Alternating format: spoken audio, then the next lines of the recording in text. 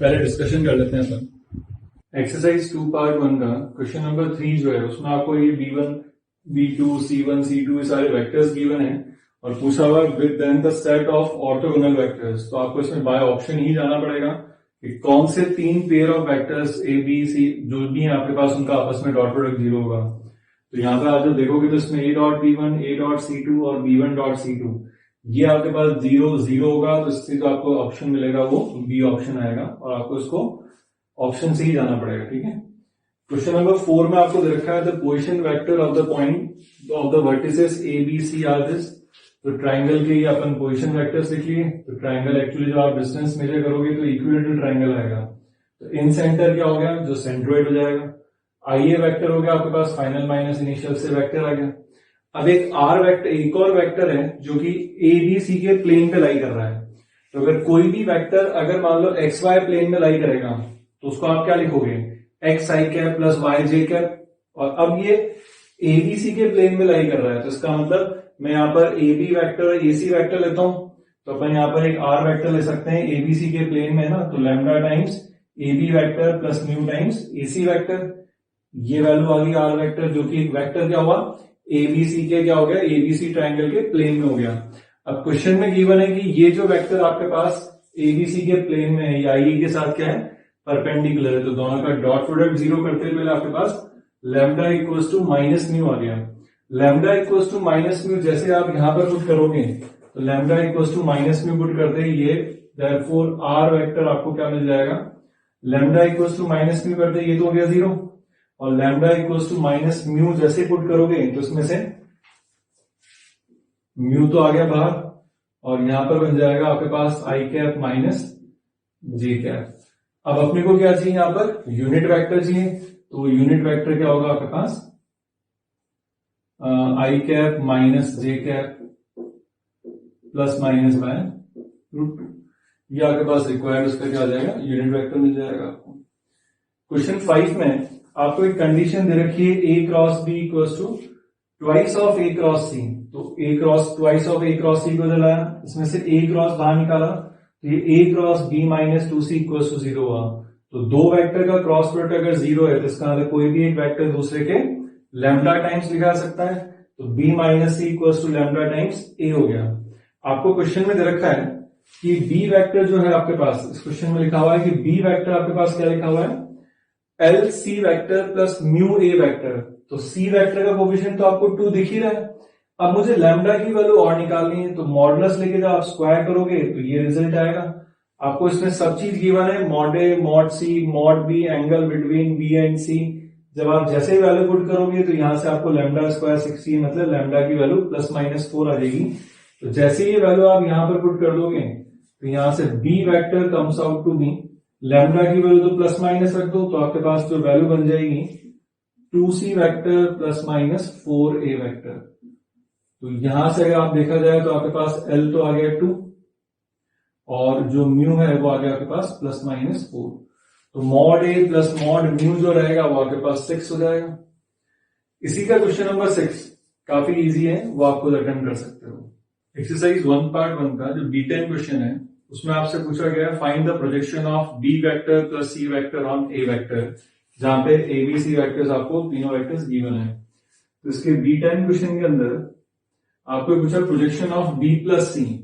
यहाँ पे B vector plus C vector जो आपके पास बनेगा, आपको जो गिवन है वेक्टर्स उसमें B vector plus C vector हो जाएगा 2I cap plus 3J cap plus 2K cap. और C वेक्टर जो आपको यहाँ पर गिवन है वो है आपके पास A वेक्टर पे लेना है, सॉरी। तो A वेक्टर जो आपको गिवन है वो यहाँ पर आपके पास I cap plus 2J cap plus K cap. तो देयरफॉर आपको जो फाइंड करना है, therefore projection of B vector plus C vector on A vector will be equals to B vector plus C vector dot A divide by modulus of A। तो B plus C dot A, तो इन दोनों का dot product करेंगे तो कितना आएगा आपके पास 2 plus 6 plus 2 divide by modulus of A that is under root of 1 plus 4 plus 1। तो it comes out to be 10/√6। ये इसका आंसर आ गया। नेक्स्ट जो क्वेश्चन है अपने पास, क्वेश्चन नंबर 12।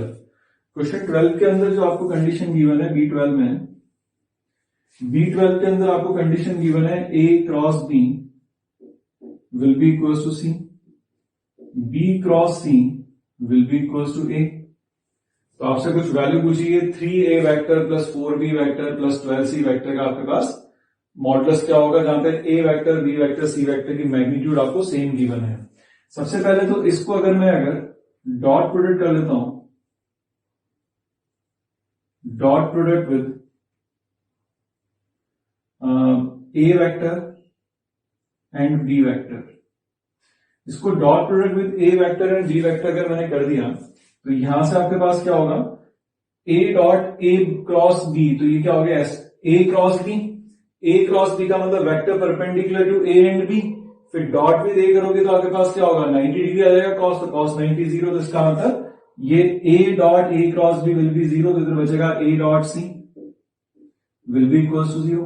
B के साथ डॉट करोगे तो फिर 0, इसका मतलब आपके पास B डॉट C भी ये आएगा। इसके अंदर क्या करते हैं, डॉट प्रोडक्ट विद,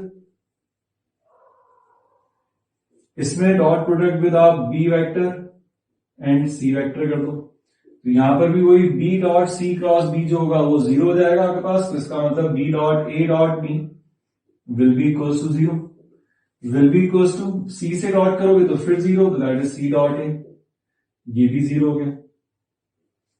इसका मतलब यहां से दोनों से अपने पास क्या कंडीशन आ गई, this implies A dot B will be equal to B dot C will be equal to C dot A will be equal to what, 0 हो गया। अब अपने को जो वैल्यू पूछी गई है, एक जो कंडीशन गिवन है उससे फिर वापस अपन यहां पर जो वैल्यू है A cross B equal to C, इसका मॉडुलस ले लेते हैं अपन, तो ये modulus of A cross B equal to modulus of C हो जाएगा। क्वेश्चन में A B C का मॉडुलस आपको सेम दे रखा है, तो लेट मैं मान लेता हूं कि modulus of A will be equal to modulus of B will be equal to modulus of C will be equal to some K।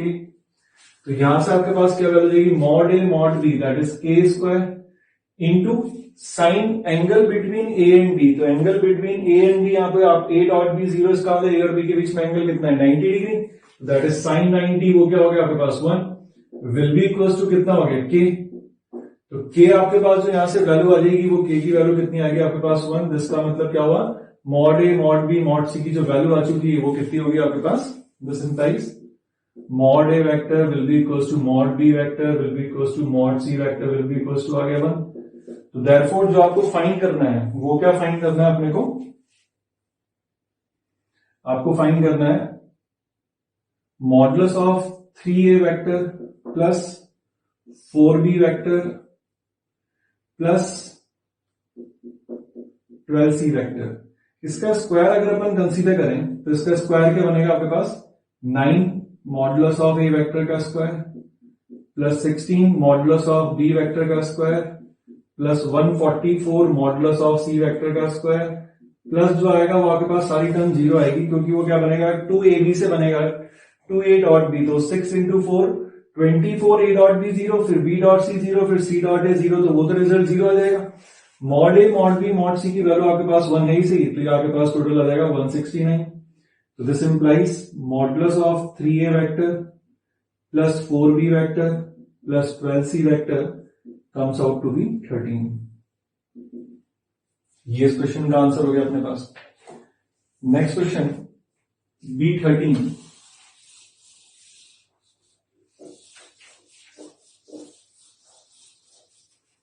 B13 question में चल रहे हैं अपन, तो B13 में दे रखा है for any two vectors U vector and V vector prove this relation, ठीक है।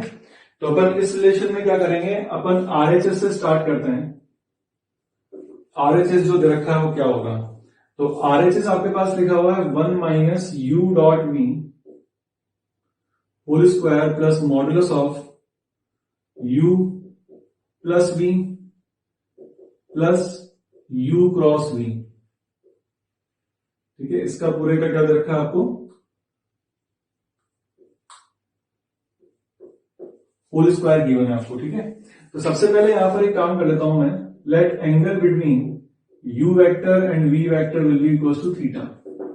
इसको ओपन करेंगे तो ये आपके पास क्या बनेगा 1 प्लस u डॉट v का होल स्क्वायर, तो that is mod u square mod v square into cos theta cos square theta minus 2 u dot v square देता हूं प्लस वापस इसको भी अपन a plus b plus c modulus of a plus b plus c के whole square से open करेंगे तो क्या क्या टर्म्स आएगी mod u square mod v square modulus of u cross v का होल स्क्वायर, तो u क्रॉस v का होल स्क्वायर क्या बनेगा mod u square plus mod v square,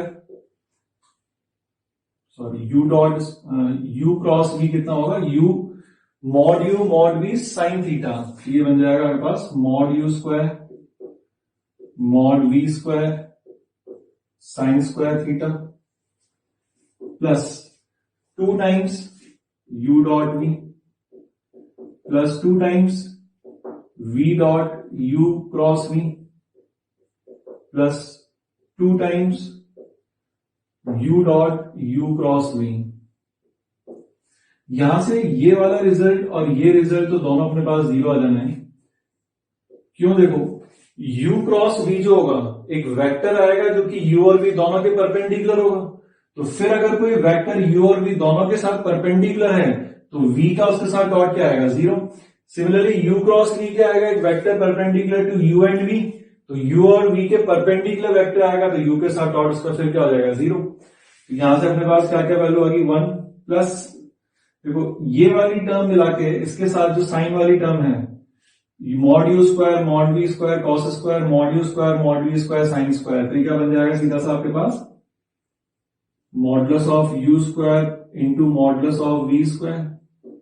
ये टर्म भी आपके पास मॉड ये u डॉट v कट गया प्लस आपके पास यहां पर बन जाएगा mod u square plus mod v square, तो इसके फैक्टर देंगे आपके पास 1 plus modulus of u square into 1 plus modulus of v square that is equal to आपके पास एलएचएस हो गया। तो ये क्वेश्चन यहां से प्रूव हो जाएगा।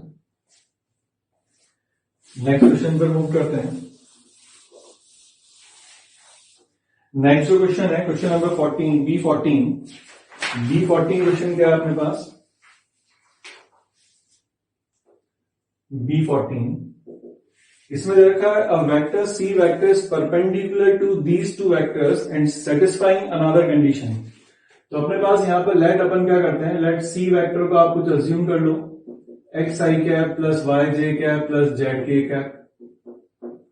अब सिंस आपको जो कंडीशन गिवन है कि c वेक्टर परपेंडिकुलर है किसके पहला जो वेक्टर आपको दे रखा है उसके, तो 2i cap plus 3j cap minus k cap इसके परपेंडिकुलर है। इसका मतलब यहां से इक्वेशन बन जाएगी 2x plus 3y minus z will be equal to 0 first equation.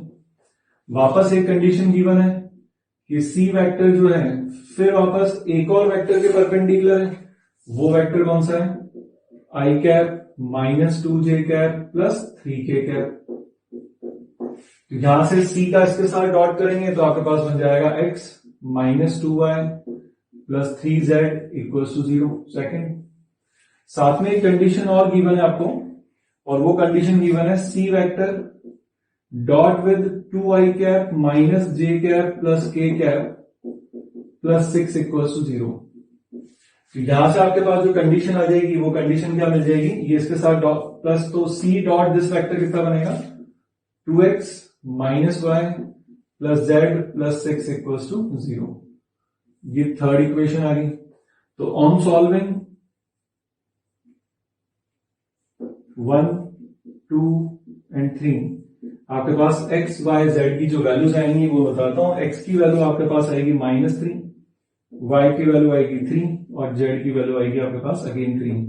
तो देयरफॉर c वेक्टर हो जाएगा आपके पास 3 तो कॉमन ले लेता हूं माइनस आई कैप प्लस जे कैप प्लस के कैप, ये इसका आंसर हो गया। ठीक है, इसके बाद जो क्वेश्चन होमवर्क दिया था वो है अपने पास B15।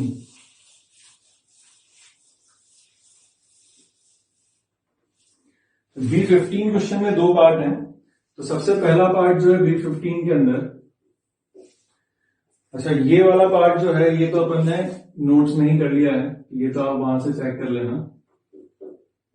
इसके बी पार्ट पर आते हैं अपन। Given a parallelogram ABCD with area 12 square units, a straight line is drawn through the midpoint M of the side BC and the vertex A which cuts the diagonal BD at the point O। तो सबसे पहले तो अपन यहाँ पे एक parallelogram बना लेते हैं। ये जो पैरेललोग्राम आपके पास बन गया, ये पैरेललोग्राम कितना हो जाएगा आपके पास? O क्या पैरेललोग्राम है अपने पास? ABCD पैरेललोग्राम है ना, तो ABCD ये पैरेललोग्राम हो गया।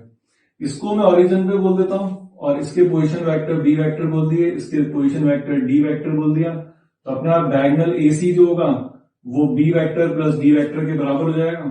तो ये B vector plus D vector हो गया। फर्दर, अच्छा, इसका एरिया दे रखा है आपको, तो area of parallelogram ABCD will be equals to 12. This implies modulus of OB vector cross AB vector cross AD vector, तो ये बन जाएगा modulus of B cross D will be equals to 12। इसको आगे अपन यूज कर लेंगे। इसमें फर्दर और क्या रखा है? Straight line is drawn through the mid point M of side BC। तो साइड BC का मिड पॉइंट M हो गया, तो वो हो जाएगा आपके पास 2B vector plus D vector by 2,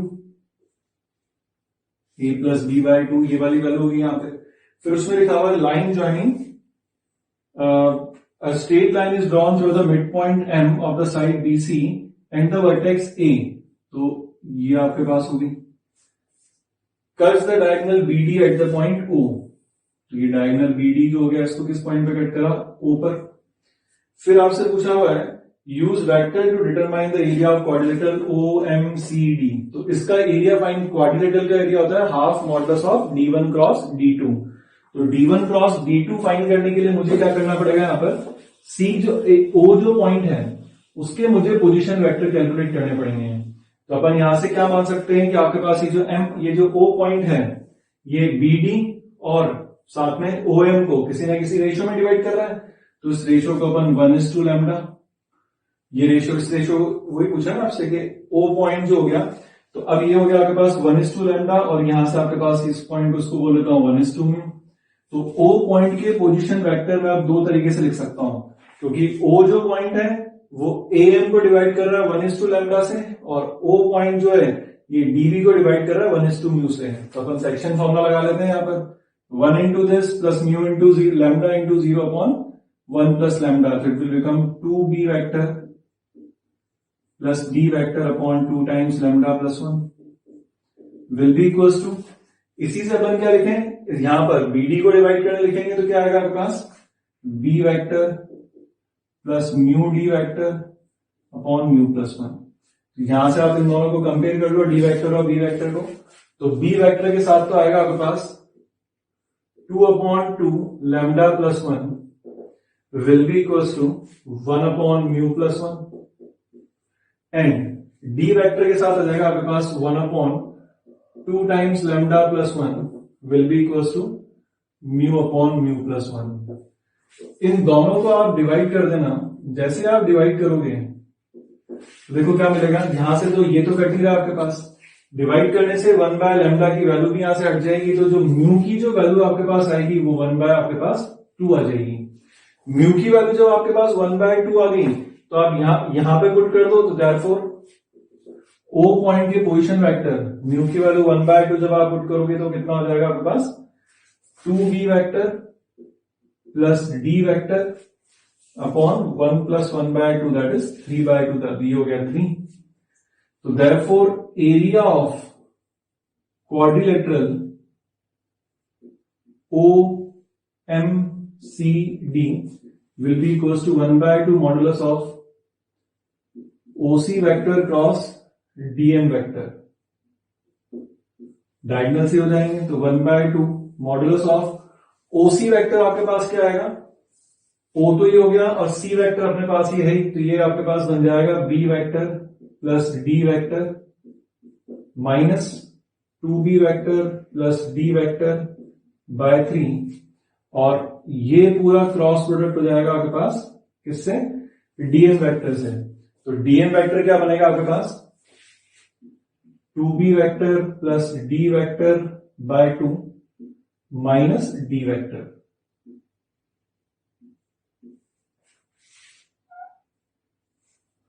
तो डीएम अपने पास हो गया 2b plus D vector by 2 minus D vector.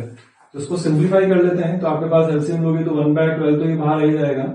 यहां पर ये कितना हो गया 3b माइनस 2b, तो b vector 2b 3d minus, तो ये हो गया plus 2d cross product with 2d उधर गया तो ये बन गया आपके पास 2b माइनस डी वेक्टर। इसको सिंप्लीफाई कर लेते हैं, तो 1/12 मॉडुलस ऑफ d, ये तो हो गया 0, यहां से हो गया ये minus times b cross d, यहां से हो गया plus 4 times d cross d, और वापस d क्रॉस d, तो फिर हो गया 0। इसका मतलब इस पूरे को मैं 5/12 times modulus of b cross d minus times b cross d modulus रहेगा, तो उसको सीधा सा b क्रॉस d लिख देता हूं मैं, माइनस की जरूरत नहीं है क्योंकि अपने पास बाहर मॉडुलस लगा हुआ है। b क्रॉस b की वैल्यू आप देख लो यहां से आपके पास कितनी है 12, तो ये वाली जो वैल्यू है फ्रॉम फर्स्ट से अपन निकाल सकते हैं, तो ये वैल्यू देगी आपके पास 5/12 इंटू 12, तो दैट इज 5 जो रहेगा वो आपके पास एरिया जो पूछा हुआ है OMCD क्वाड्रिलेटरल का आपके पास एरिया आ जाएगा। 1/2 का जो B8 क्वेश्चन है उसमें लिखा हुआ आपके पास कि एक वेक्टर को आप दूसरे वेक्टर के अलोंग और परपेंडिकुलर डिकम्पोज कर रहे हो। तो एक्चुअली वही थ्योरी है जो अपने नोट्स में पढ़ा था, component of B vector along A vector या component of B vector perpendicular to A vector. तो रिजल्ट्स आप यूज करके आंसर निकाल सकते हो। B9 में आपको a cross b equals to b cross इधर रखा है, तो उसको इधर लेके आया तो माइनस b क्रॉस है, इसको a क्रॉस b लिखा तो ये आपके पास क्या बन गया प्लस, तो 2 times a cross b equals to 0। इसका मतलब क्या हुआ a क्रॉस b 0 हो गया, इसका मतलब a वेक्टर क्या होगा आपके पास लैम्डा टाइम्स b हो जाएगा। इसी तरीके से नेक्स्ट क्वेश्चन B10 के अंदर, B10 में आपको दो कंडीशन गिवन है, एक तो a dot b equals to a dot c, इसका मतलब ये हो गया a dot b minus c equals to 0, और एक कंडीशन गिवन है आपको a cross b equals to a cross c।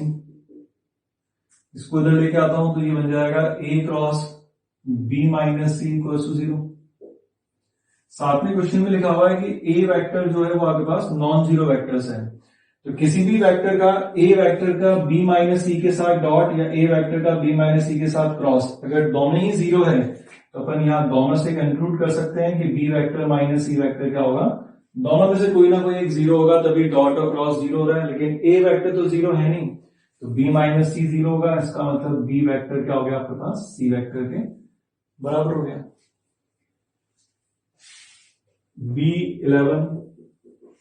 B11 में आपके पास जो वैल्यू दिख रही है वो लिखा हुआ है a cross b will be equals to c cross b, और दूसरी इक्वेशन आपके पास दिख रही है a cross c equals to b cross d। इन दोनों को अपन यहां पर सब अपने को रिजल्ट किस किस में चाहिए, a minus D and b minus c चाहिए, तो इन दोनों को अगर अपन b माइनस सी चाहिए ना, तो इनको सब्ट्रैक्ट कर लो, तो इनको अगर अपन सब्ट्रैक्ट करेंगे तो ये क्या बनेगा a cross b minus C will be equals to c minus b cross d। ये फर्दर हो जाएगा a cross b minus C equals to d cross c minus b। इसको इधर लेके आ जाओ, a cross b minus C, इधर आके जो वैल्यू बनेगी वो आपके पास क्या होगा माइनस टाइम्स आपके पास ये बन जाएगा अपन ने, अच्छा सॉरी, इनको अगर अपन ने इंटरचेंज करा है तो यहां पर मैं इनको भी चेंज कर देता हूं ताकि a cross b equals to minus times b cross से होता है, तो वो माइनस में c माइनस b की जगह b माइनस c लिख देता हूं, तो ये बन गया d cross b minus c will be equals to what 0। This further written as a minus d cross with b minus c equals to 0। इसका मतलब a minus d will be equals to lambda times b minus c। इसका मतलब a minus B क्या हो गया आपके पास, parallel हो गया आपके पास b माइनस सी के।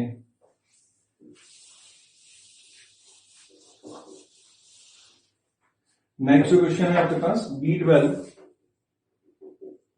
B12 में आपसे कहा गया unit vector perpendicular to the plane ABC of the triangle.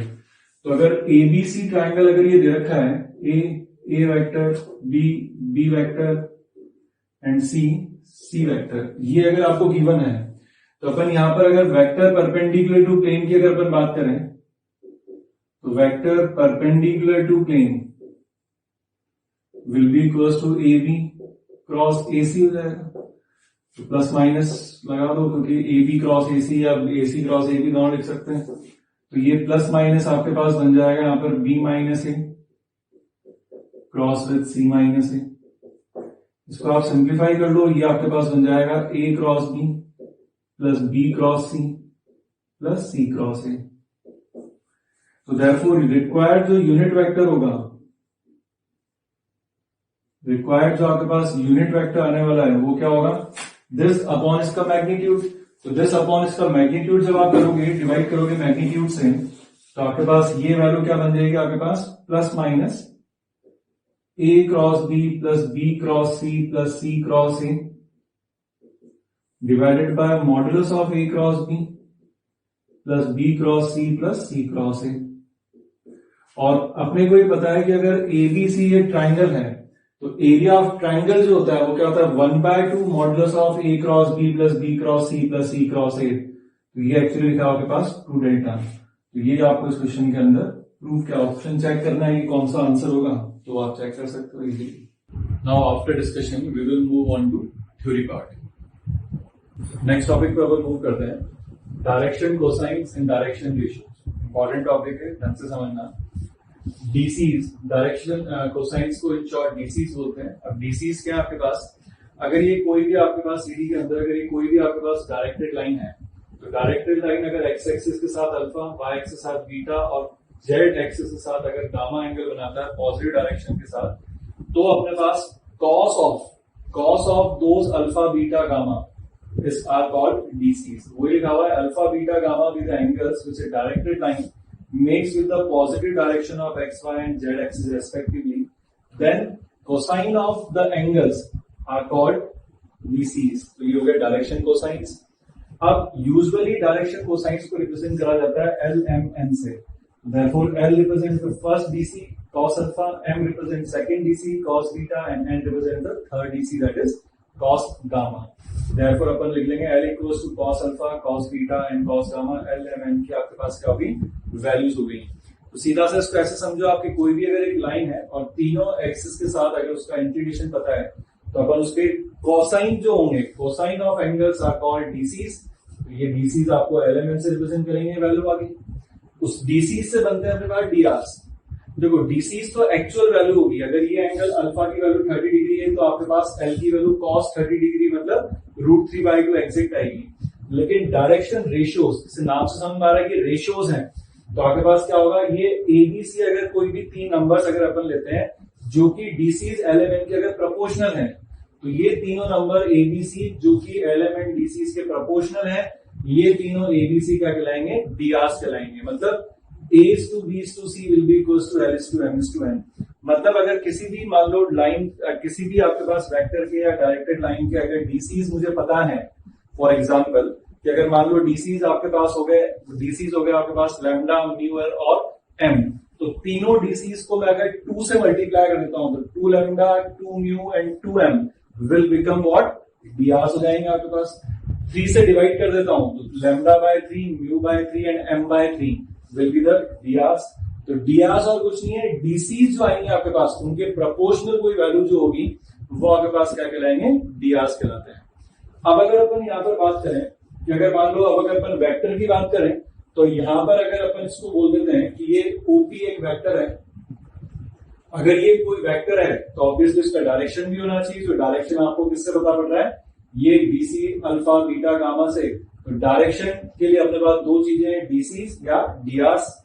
अब अपने पास यहाँ पर ये जो लाइन है इसका अपन लेंथ मान लेते हैं ओपी वेक्टर का। तो लेंथ यहाँ पे 2 चीजें मैं अज्यूम कर लेता हूं, एक रिजल्ट अपन इंपॉर्टेंट रिजल्ट अभी डिराइव करने वाले हैं।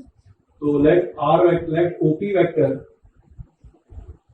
विल बी इक्वल टू, अपने पास कुछ आर वेक्टर हो जाएगा, तो this implies modulus of OP vector will be equal to modulus of are vector, जिसको मैं स्मॉल आर उसकी लेंथ बोल देता हूं मैं। तो अब अपने को ये पता है कि सिंस, ये अपन ने डॉट प्रोडक्ट के अंदर पढ़ा था, since any vector R vector can be represented as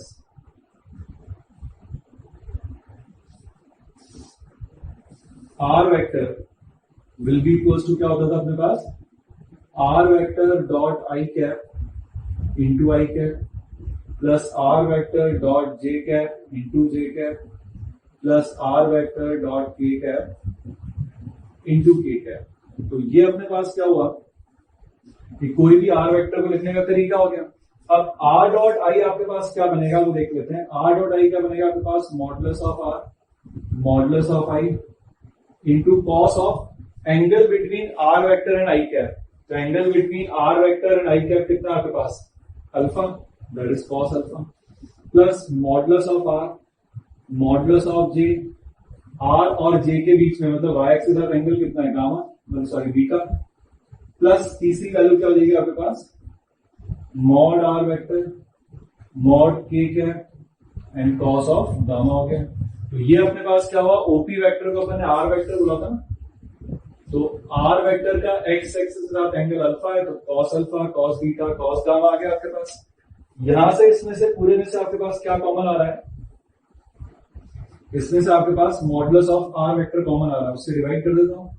तो r vector divide by modulus of are vector will be equal to क्या बनेगा आपके पास, आई मॉड आई कैप क्या हो गया, 1 हो गया। तो यहां पर आपके पास क्या होगी, कॉस अल्फा, कॉस अल्फा क्या हो गया आपके पास, कॉस अल्फा की वैल्यू क्या होगी आपके पास, एल, अच्छा सॉरी यहां पर साथ में I cap, J cap, K cap भी चल रहा है, this into I cap modulus of R into modulus of J cos beta into J cap plus modulus of are modulus of K cos gamma into K cap.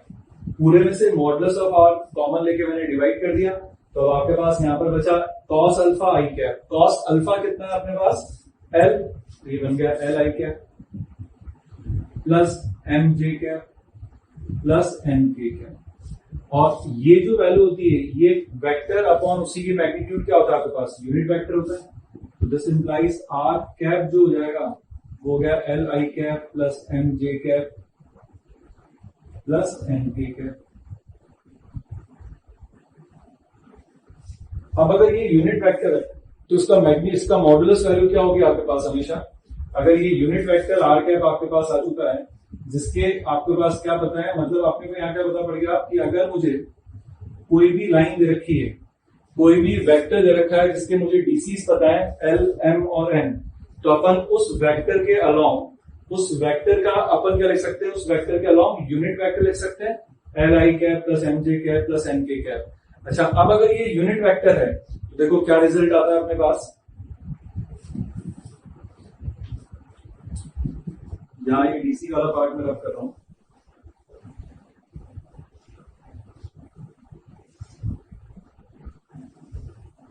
तो अपन ने यहां पर ये तो निकाली थी आर कैप की वैल्यू आ गई।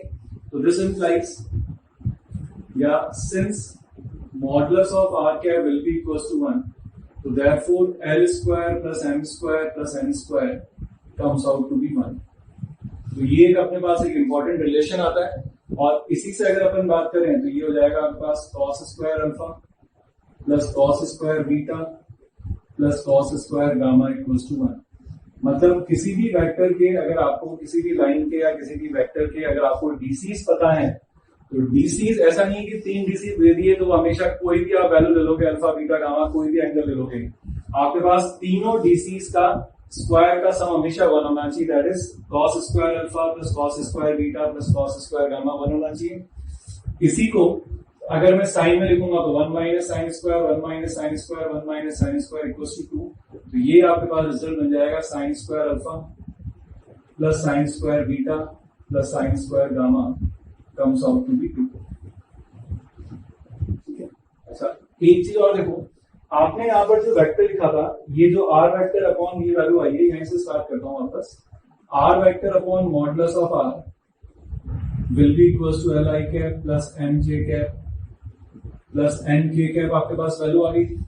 यहां से मॉडुलस ऑफ आर को मैंने क्या बोला था, आर बोला था, क्रॉस मल्टीप्लाई कर देता हूं, तो यहां से आर वेक्टर का मिल गया आपको L are I cap plus M R J cap plus N R A cap.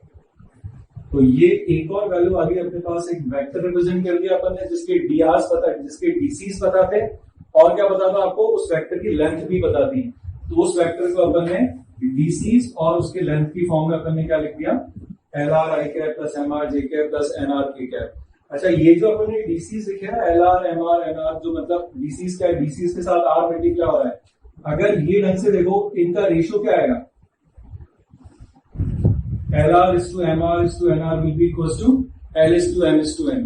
और कोई भी तीन वैल्यूज अगर L M N के प्रोपोर्शनल होती हैं तो वो क्या कहलाती हैं, आपके पास डीआर्स कहलाती हैं। इसका मतलब यहां पर ये जो एबीसी, जो अगर ये जो लिखे हुए हैं, इसी को फर्दर मैं लिख सकता हूं, और r vector equals to a i cap plus b j cap plus e k cap.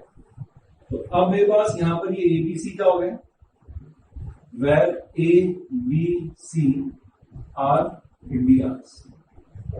तो अब एक चीज देखो, आपके पास ये दो रिजल्ट, एक इंपॉर्टेंट रिजल्ट आते हैं कि अगर मुझे किसी भी लाइन के, अगर मुझे डीसीज पता होते हैं, तो डीसीज से मुझे मिलता है यूनिट वेक्टर उस लाइन के अलोंग, या उस लाइन के पैरेलल बोल देते हैं, अलोंग बोलो या उस लाइन के पैरेलल बोल सकता हूं। तो ये यूनिट वेक्टर मुझे मिलेगा L I cap plus M J cap plus N K cap, तब जब मुझे उस लाइन के क्या पता हो, डीसीज पता हो। और अगर उस लाइन के डीसीज की जगह मुझे डीआर्स पता हो, तो मैं वेक्टर अलोंग और vector parallel to that line लिख सकता हूं, a i cap plus g b j cap plus c k cap. तो अपन ने दो तीन जो रिजल्ट्स यहां पर लिखे हुए हैं, ये यूनिट वेक्टर अलोंग और पैरेलल टू दैट लाइन, और ये हो गया आपके पास वेक्टर अलोंग और पैरेलल टू दैट लाइन। और तीसरा रिजल्ट अभी अपन ने डिराइव करा है कि अगर लाइंस के डीसीज पता है अपने को, तो तीनों डीसीज का स्क्वायर का सम हमेशा 1 होगा। इनको नटशेल में अपन एक नोट डाल के लिख लेते हैं, क्योंकि रिजल्ट्स इंपॉर्टेंट हैं। ठीक है, तो अपन एक नोट लिखते हैं, उसमें सारे रिजल्ट्स को अपन एक साथ नोट करते हैं। डीसीज और डीआर जो भी अपन ने पढ़े, उनमें कुछ इंपॉर्टेंट जो रिजल्ट्स हैं वो अपन देखते हैं। तो उनको मैंने नोट डाल के अपन कुछ अपन पॉइंट्स लिख लेते हैं। जैसे फर्स्ट पॉइंट, एलएमएन अगर डीसीज हैं तो भी अपन ने प्रूव करा था कि L square plus M square plus N square 1 होगा, कॉस की वैल्यू और साइन की वैल्यू अभी अपन रिसेंटली प्रूव कर दी है, सिर्फ मैंने उनको एक फॉर्म में अपन नोट की फॉर्म में अपन लिखते जा रहे हैं। दूसरा, अपन ने लिखा था कि अगर आपको किसी भी लाइन के अगर डीसीज पता होते हैं, तो आर कैप मिला था आपको L I cap plus M J cap plus N K cap. तो आर कैप क्या होता है, यूनिट वेक्टर होता है। तो अगर if LMN are the DCs of the line, then a unit vector parallel to that line is given by L I cap plus M J cap plus N K cap. तो ये आपके पास अगर unit vector मिलता है, जब आपको DCs पता होते हैं ना, तो हमेशा ध्यान रखना आपको यूनिट वेक्टर मिलेगा उस लाइन के पैरेलल। और जब आपको डीआर्स पता होंगे, एबीसी अगर आपको डीआर्स या तो डीसीज पता थे, अगर ये डीआर्स है उस लाइन के, तो आपके पास वेक्टर मिलेगा हमेशा उस लाइन के पैरेलल। ठीक है, तो डीसीज से हमेशा आपको एक यूनिट वेक्टर मिलेगा उस लाइन के पैरेलल, और डीआर से आपको हमेशा क्या मिलेगा, vector parallel to that line मिल जाएगा।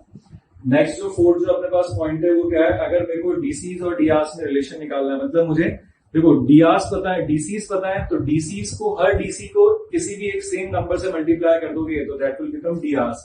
लेकिन डीआर्स पता हो तो उससे डीसीज कैसे निकालेंगे, तो अपन लिखा हुआ है a b c are the DRs and l m n are the DCs of the line. तो अपन कैसे वैल्यू निकालेंगे, एलएमएन में आपके पास एल एम एन का या तो ये वाला ऑर्डर एग्जिस्ट करेगा या फिर ये वाला ऑर्डर एग्जिस्ट करेगा। तो आपके पास एलएमएन की वैल्यू इन टर्म्स ऑफ डीआर्स आ चुकी है। ये रिजल्ट आया कैसे है, सिंस अपने को ये बताया कि a is to b is to c, a is to b is to c will be equals to, आपके पास होता है l is to m is to n। So this implies a by l will be equals to b by m will be equals to c by n। अगर मैं इसको कुछ 1 by k बोल देता हूँ लेट, तो यहां से आपके पास जो l की वैल्यू आ गई, वो l कितना आ गया आपके पास a के, m आ गया आपके पास b के, और n आ गया आपके पास c के। अब सिंस मुझे एक चीज पता है कि L square plus M square plus N square आपके पास 1 होता है। ये तीनों वैल्यूज आप यहाँ पर पुट कर दो LMN की, तो यहाँ से आपके पास K की वैल्यू आ जाएगी आपके पास। तो K की वैल्यू क्या रहेगी यहाँ से जैसे आप पुट करोगे, तो आप देखो जैसे यहाँ पर पुट करा आपने, ये हो गया a square k square b square k square c square k square. तो जो आपके पास k की जो वैल्यू आ रही है ना, आपने इसको a to b to c ये रख ही दिया।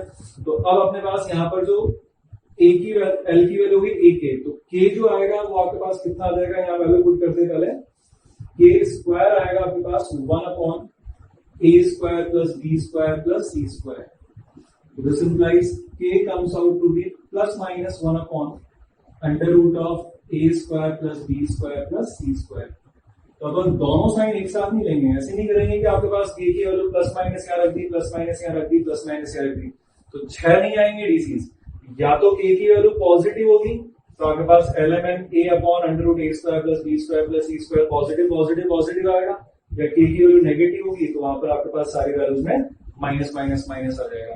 तो जैसे k की वैल्यू निकल जाए आप k की वैल्यू इस रिलेशन में पुट कर दोगे तो आपको क्या मिल जाएगा, डीसीज मिल जाएंगे in terms of drs of the line. और जो रिजल्ट्स हैं वो देखते हैं अपन क्या है। नेक्स्ट पॉइंट देखते हैं फिर।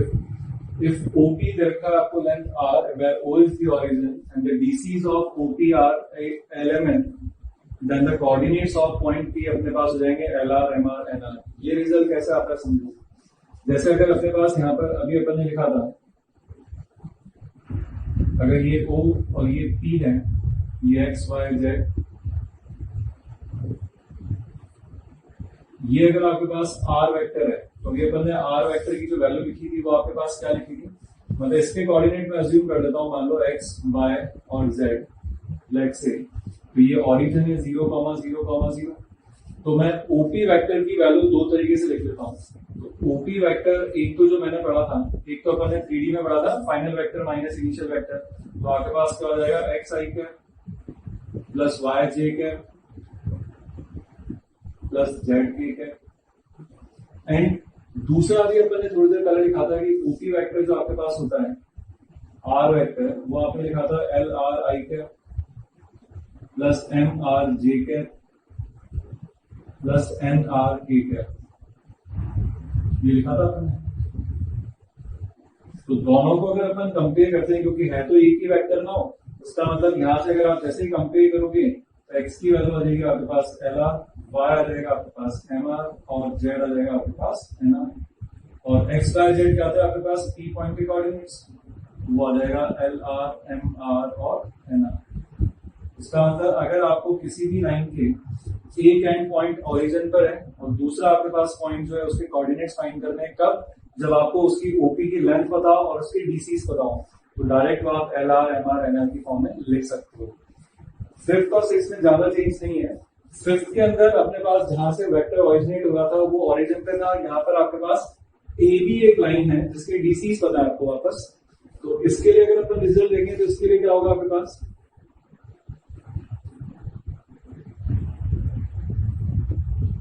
ये आपके पास अगर x y z है तो अब आपके पास ये वाली लाइन यहां पर आ गई आपके पास, ठीक है, क्योंकि वो ओरिजिन पे नहीं है अपने पास। तो ये b पॉइंट हो गया आपके पास x2 y2 z2, और ये जो पॉइंट अपने पास a है इसके कोऑर्डिनेट्स अपने पास x1 y1 और z1। मैं इस वेक्टर को अगर फिर वापस लिखना चाहूं कि मैं r वेक्टर को लिख लेता हूं, तो r वेक्टर को अपन वापस क्या लिख सकते हैं, x2 minus x1 i cap plus y2 minus y1 j cap plus z2 minus z1 k cap, ठीक है। और मुझे यहाँ पर क्या पता है, इसके डीआर्स भी पता है और इसकी लेंथ भी पता है, तो इसी को अपन वापस r वेक्टर को और क्या लिख सकते हैं अपन, l are I cap plus M R J cap plus N R के कैप। अब आप कंपेयर कर लो, जब आप कंपेयर करोगे वापस तो आपके पास वेक्टर तो वही है, तो यहाँ पर x2 माइनस x1 की जो वैल्यू होगी वो आपके पास एल आर आ जाएगी। तो वहां से x2 की वैल्यू कितनी मिल जाएगी अपने को, x2 will be equals to x1 plus L R, y2 will be equals to y1 plus L R, और z2 will be z1 plus L R. तो आप एक चीज देखो, जो भी अपन ने रिजल्ट लिखे थे ना एल आर एम आर, और ये बन जाएगा अपने पास एन आर। तो वही चीज यहाँ पर होगी कि अभी ये ए पॉइंट को अगर मैं ऑरिजिन पे ले लेता हूँ तो x1 y1 z1 अपने पास 0 0 0 हो गए। इसके कोऑर्डिनेट्स अपन ने अज्यूम कर लिए, तो x2 की वैल्यू आ गया आपके पास x1 प्लस एल आर, वो लिखा हुआ है y1 plus M R and z1 plus N R हो गया आपके पास। एक रिजल्ट और यहां से अपने पास इंपॉर्टेंट आता है, वो देखो आप, एक चीज अपन ने पढ़ी थी कि अगर आपके पास डीसीज पता हो, मतलब ये डीसीज है L R M R N R, ये आपके पास क्या बन जाते हैं अपने पास, डी आर्स भी तो है अपने पास। तो यहां से अगर अपन इसको हटाते हैं फिफ्थ वाले पॉइंट को, और ये चीज अगर अपन देखें कि ये क्या बन गया अपने पास, ये जो आर वेक्टर आपने लिखा है, इस आर वेक्टर को मैं वापस ये जो एल आर लिखा हुआ है इसको क्या लिख सकता हूं मैं, a i cap plus b j cap plus c k cap, जहां पे ए बी सी आपके पास क्या हो गए, डी आर्स ऑफ लाइन हो गए। एंड वापस आपने आर वेक्टर जो लिखा था वो लिखा था x2 minus x1 i cap plus y2 minus y1 j cap plus z2 minus z1 k cap. इसका मतलब मेरे पास यहाँ पर a आ गया x2 माइनस x1, b आ गया y2 minus y1 and c आ गया z2 माइनस z1। इसका मतलब क्या हुआ, अगर मुझे कोई भी लाइन सेगमेंट दे रखी है, तो नेक्स्ट पॉइंट अपन ये बोल देते हैं कि अगर मुझे कोई भी ये लाइन दे रखी है, लाइन सेगमेंट मतलब वेक्टर दे रखा है, जिसके टर्मिनल पॉइंट्स और इनिशियल पॉइंट्स अगर मुझे दोनों पता है, तो मैं यहां पर इसके लाइन के डी आर्स लिख सकता हूं। तो therefore D Rs of line A B क्या हो जाएंगे, डी आर्स आपके पास ए आगे हो गया, ए हो गया आपके पास x2 माइनस x1, बी हो गया y2 माइनस y1 और सी हो गया आपके पास z2 माइनस z2।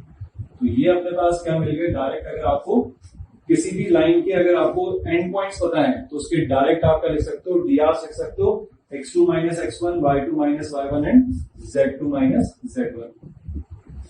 इसी से अगर यहां से मेरे पास अगर ये डीसीज पता है, तो यहां से डीसीज अगर मुझे पता पड़ गए, मतलब डी आर्स पता पड़ गए, दिस इंप्लाइज डीसीज आपके पास क्या होता है, डीसीज क्या होता है अपने पास, a upon under root of a square plus b square plus c square.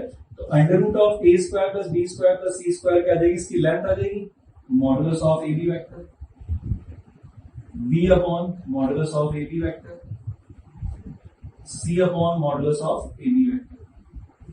तो ये रिजल्ट भी अपन ध्यान रखें कि मेरे पास अगर इस रिजल्ट में क्या सीखा है अपन ने, देखो एक बार, कि अगर मुझे कोई भी लाइन सेगमेंट पता है जिसके डी आर्स मुझे पता है, जिसके इनिशियल और टर्मिनल पॉइंट्स अगर मुझे पता है, तो डी आर्स तो आपके पास हो जाएंगे x2 minus x1, y2 minus y1, z2 minus z1, ये वैल्यू होगी अपने पास।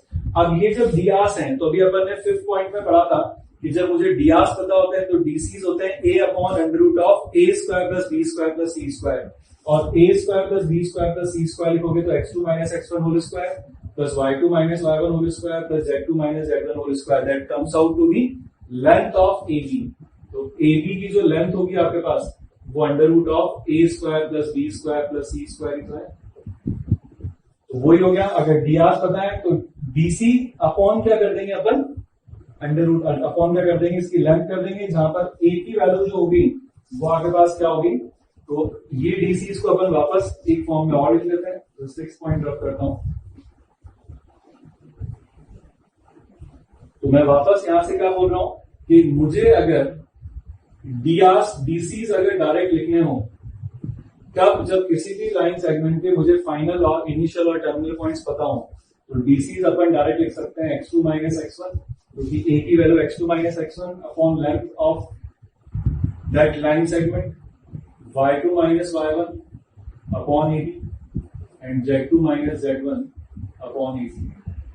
तो ये आपके पास डायरेक्ट डीसीज लिखने का तरीका हो गया आपके पास, ठीक है।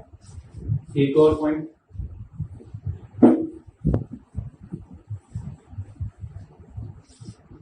आप बताओ मुझे कि डीसीज ऑफ एक्स एक्सिस क्या होंगे। डीसी का मतलब क्या हो गया, आपको पहले जो भी लाइन दे रखी है उसका एक्स एक्सिस, वाई एक्सिस और जेड एक्सिस आप इंक्लिनेशन फाइंड करना है। तो अगर कोई भी डीसी अगर एक्स एक्सिस ही आपके पास कोई भी वेक्टर है तो उसके डीसी लिखने के लिए अगर अल्फा की बात करें तो that comes out to be 0। Beta जो होगा वो वाई एक्सिस साथ क्या होगा 90 डिग्री, और गामा भी क्या होगा वाई जेड एक्सिस साथ कितना होगा 90 डिग्री।